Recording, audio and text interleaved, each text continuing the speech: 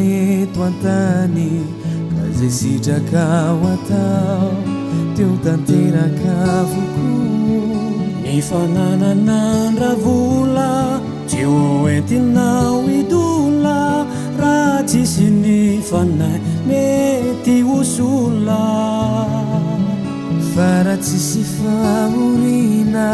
ny taranakany afary izay mamiavelanao teo voarakitro tantara tiany anelanao ny soa ny tontolo iainanao ka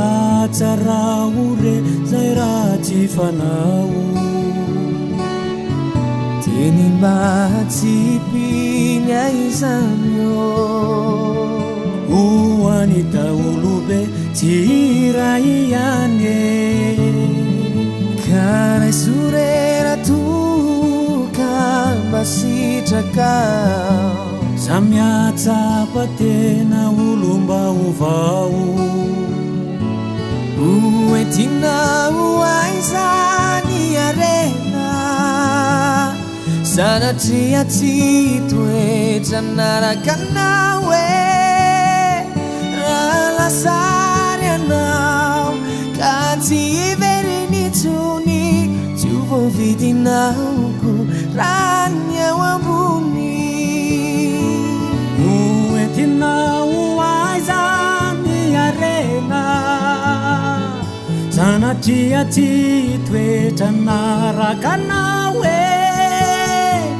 raha lasary anao ka tsy iverinitsony tsy ho voavidinaoko raha ny ao ambony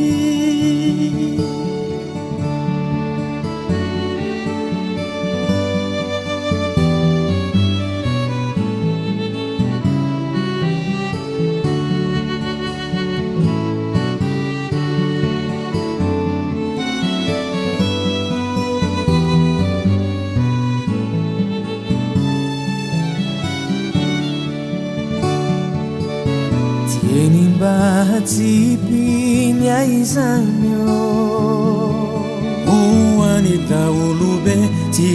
ray ihany karay sorera toka mba sitraka samiatsapa tena olomba ovao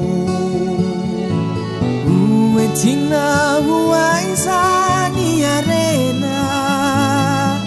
sanatria tsy toetra narakanao e raha lasary anao ka tsy iverinitsony tsy ho voavidinaoko raha ny ao ambony